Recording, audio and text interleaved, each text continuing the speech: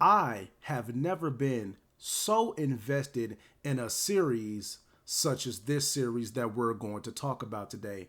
This series was absolutely groundbreaking and innovative when it comes to Choices Matter games and story driven games altogether. I mean, this series here has me so invested that I have played all the installments in this series more than once. So, with that, I can assure you that in today's ranking video, I absolutely have all of the accolades and knowledge to rank this specific series from best to worst. And that series is no other than Telltale's The Walking Dead series. I mean, this series gave me so much enjoyment and it gave me so much to invest in that once again I have played the entire series all the way through as they released, and I've played all the installments multiple times. So with that being said, let's go ahead and rank all the Telltale Walking Dead seasons from best to worst. Okay, so here we have all the Walking Dead installments ordered from their release dates. Okay, so I'm just gonna rank them in that order. So for the first one, we have Walking Dead Season 1. Now, needless to say, this is going in the top tier, the best tier, because this is absolutely the best of the series, hands down. And I'm pretty sure a lot of you out there will agree with me because I have played The Walking Dead Season 1, I don't know how many times. Definitely played it more than all the other installments, but this one I have put countless hours into. There were just that many, it just had that much replay value to me, okay? The Walking Dead Season 1, it has absolutely the best characters, the best dialogue, the best choices to make, in my opinion. There's a lot of crazy things that happened in the Season 1. I'm not going to give too many spoilers if you plan to play it, if you haven't already. But if you haven't played this game already, two questions. First question, why? Why have you not played this game? And question two, why? I mean, this game right here is it's a tearjerker. It keeps you on the edge of your seat. It just has it's one of the most emotionally impactful games that I've played in my entire life. And it's still up there in the very, very top of the very few that I've played that actually was able to invoke emotion and investment from me. Okay, so that's going in S tier, needless to say. Okay, and then next we have The Walking Dead 400 Days. Now, 400 Days was the very, very first add-on DLC for the Walking Dead series. It's supposed to bridge us in between seasons, 1 and 2, but they kind of dropped the ball with this here. So I'm going to put that in the all right tier, okay, because it takes place around 5 different characters, okay? So there's 5 different main characters, and they just both have, all the characters, they have a mini backstory, okay? Not very important, not very interesting. They're just regular people. One man is on his way to prison for killing someone for his brother. The other kid, there's a black kid named Russell, and basically he's just looking about trying to find food for his survival group. And then he runs into, a crazy redneck guy who is just very unhinged, and you just have interactions with him the whole time. And then number 3, you have Bonnie. She's a recovering drug addict, and she's taking refuge with a married couple. The wife of the married couple is jealous of you because she keeps thinking that you're trying to make moves on her husband the whole time. So there's animosity there. So not a lot of backstory with that. And then you have a woman named Shell, all right, and she has a little sister. In this little mini-series episode, you're trying to keep your little sister from becoming cold-hearted because she's becoming desensitized to the world around her as people are dying left and right, and she's starting to become detached, and you don't like that, okay? And the group that you're in is trying to push you to do more brutal and heartless stuff like kill traitors and things like that, so you end up escaping. And then you have another guy, they're both hippies, I forgot the guy's name, but what ends up happening with him is that you accidentally shoot someone, and then you both are trying to flee away from the guy's partner that you shot. Okay, so that's all that is. So like I said, it's not very, it's not a lot of it's not a lot to go off of in 400 days, and we only see the characters in this installment briefly in season two. The only one we seen was that had more of a bigger part was Bonnie, the recovering drug addict, in season two. But other than that, we only see the people in 400 days very briefly. So I'm going to put this in the all right tier because once again, it's honestly a very forgetful story. That's why I don't remember all of the characters' names. And I've only played this like a couple of times. And this was back when it first came out. Okay, so that's all right. Next we have The Walking Dead season 2. Now this was amazing, okay? Because fast forward a few years later, we have an 11-year-old Clementine, okay? And this is after season 1, so she's with a couple of survivors from season 1 that we all were introduced to. Then she gets separated from them. All right, so now she's on her own, and it's just a very unique take, okay? Because Clementine was never alone. She's always been with survivors ever since the outbreak started, and she was under the care of Lee Everett, who unfortunately passed away at the end of season 1. Okay, so now she's just utilizing all of the survival teachings that Lee had taught her in the game prior. So it's just nice to see her have flashbacks of him giving her advice such as stay on the move, stay away from large crowds, keep your hair short, don't trust anyone, things of that nature. And there's a lot of very messed up things that happens in season 2. We actually run into some survivors from season 1, which is dope to see. It's awesome to see. But yeah, overall, that was amazing. It was a very, very emotional story, just like the first one, but except it's an 11-year-old that you play as, and you have to make all of these choices, that an adult could, barely fathom to make.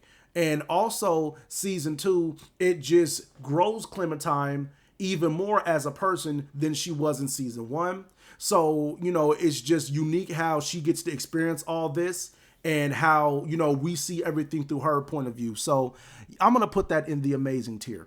Okay, next we have Walking Dead Michonne. Now, honestly, Walking Dead Michonne was not very good. That's just my opinion. It was not very good. I played it more than once. We all love Michonne I'm not a big fan of the Walking Dead TV series, but I know those of you who are, Michonne has a very strong presence in that show. Okay, and they only told basically just her little backstory, but nothing that I am aware of was relatable between this and her on the actual TV show. So I didn't like it very much. Yeah, there was a few episodes in this Michonne installment, but it's, once again, the story was very forgetful. I mean, it's very forgetful. And also, you're supposed to have a partner that you rely on. His name is Pete. The man runs from every sign of trouble. He comes back and he saves you once, but once he finally stops being a fucking chicken and he actually decides to help you in a pinch for once. But other than that, it was not very good in my opinion. So that's going in the not very good category. Next, we have Walking Dead: A New Frontier.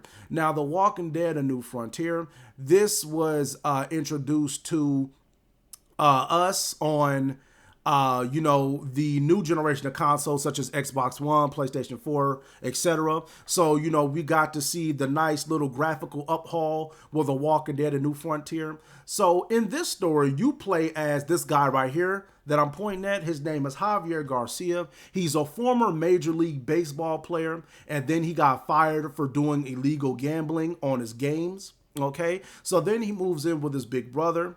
All right, his big brother's name is David. And basically his big brother is a Army veteran. Okay, so Javier Garcia has to move in with his brother and his sister-in-law, which is his brother's wife, and their 2 kids. Okay, your big brother is an asshole for the most point, and you guys don't have a very good relationship because he's jealous of you because you were the big star in the family, or you're the family favorite. And even your sister-in-law, his wife, makes moves on you from time to time. You guys actually end up getting together during the apocalypse. So it's like, yeah, because what happens is that they try to drive and they try to get out of the city. and then they blocked off the city limits and they weren't letting anybody in or out. So that's how the whole family ends up getting separated.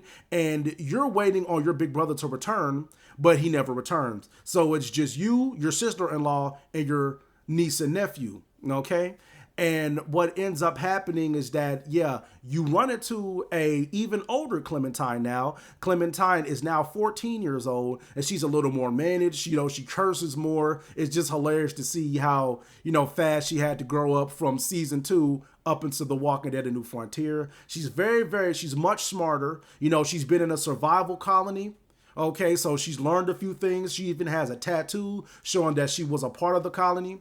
And basically, yeah, she helps you and you befriend her and you guys are helping each other amongst the way.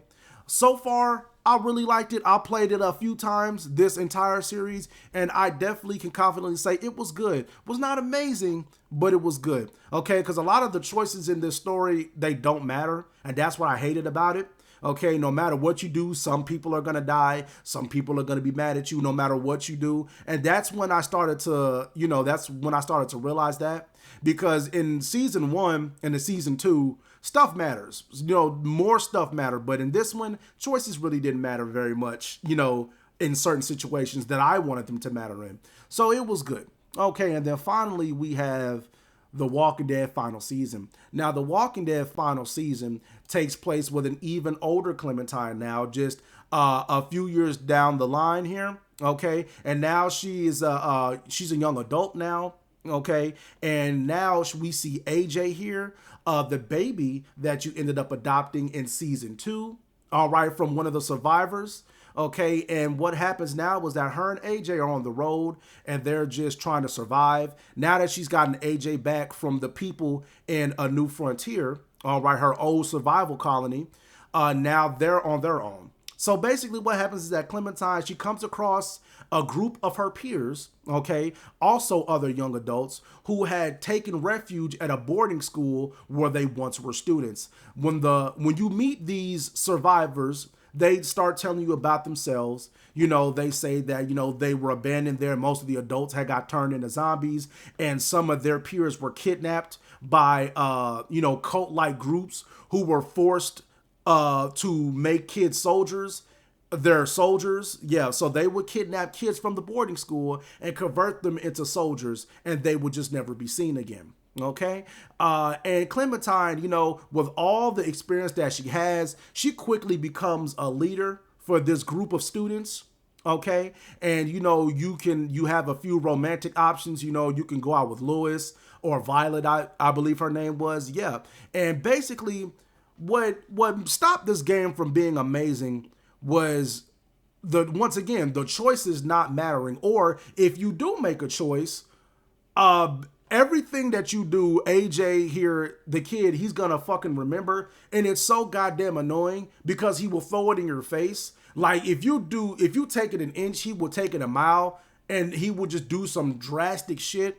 And I did not like that because everything that you do in front of him, he will later do on his own, and it will get you in much more trouble. So I really, really hated that factor. Like this kid was just making the game much more difficult than what it needed to be.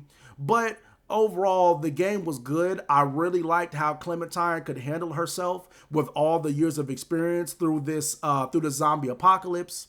Okay. And I really like how her and her adopted sibling are having a bond together.